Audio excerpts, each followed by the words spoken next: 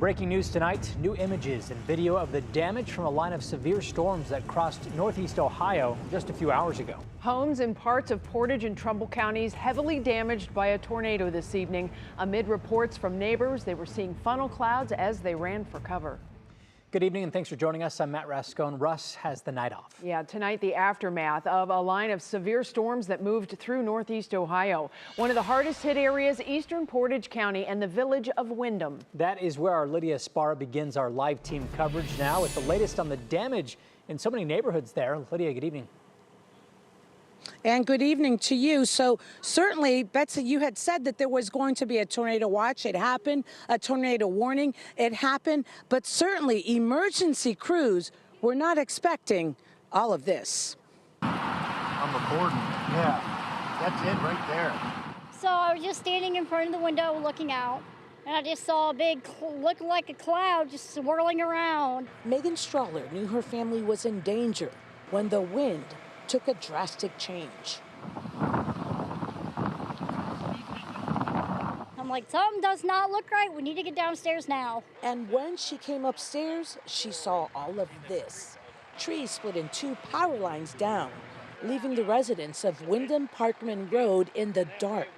And when you take a closer look at this home, this house right here is just kind of really on a possibility of collapse. Chief Deputy Ralph Spidlary of Portage County says there is damage everywhere.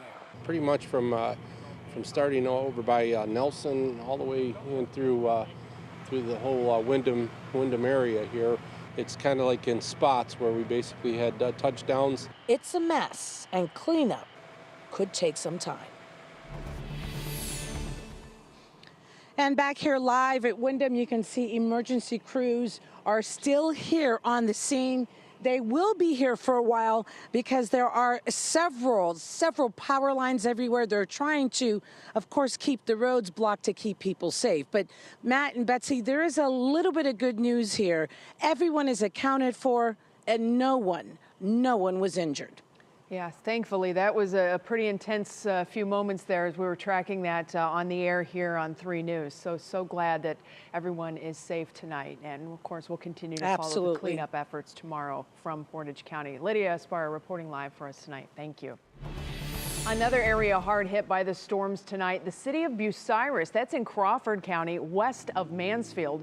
Bucyrus police reporting significant damage across that city, including the downtown area, where a business owner told 3 News how the storm heavily damaged his store.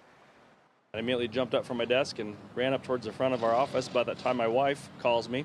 Her store's a block south of my office right here. And she called me screaming. I thought she was just upset that the weather scared her.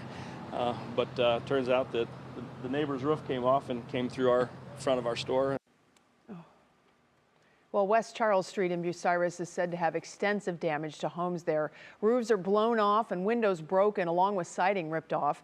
Columbia Gas is on scene making repairs to gas lines there, and the Bucyrus Nazarene Church is now set up as a storm shelter by the American Red Cross.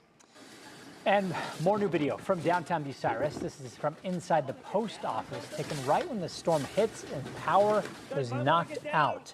People were inside the building, as you can see at the time. Thankfully, no reports of anyone hurt. Driving in the middle of this severe weather, as you can imagine, it's a difficult task. Our own photojournalist captured this dash cam video, safely taken while driving 71 south in Brunswick in Medina County. This was just after 6 tonight. You could see the lightning, the dark clouds. Heavy rain the farther south we drove. And there are still some power outages to deal with right now. First Energy is reporting Portage, Richland, and Columbiana with the bulk of the outages, just under 1,000. At the height of the storms, well over 6,000 people had no electricity. Drivers taking the Ohio Turnpike will want to avoid milepost 202 in that area of Windham. These are the eastbound lanes of the Turnpike in Portage County. And due to the storms, at one point, all 3 lanes were blocked. Crews are working to get the entire highway reopened to drivers, but there are still delays in that area right now.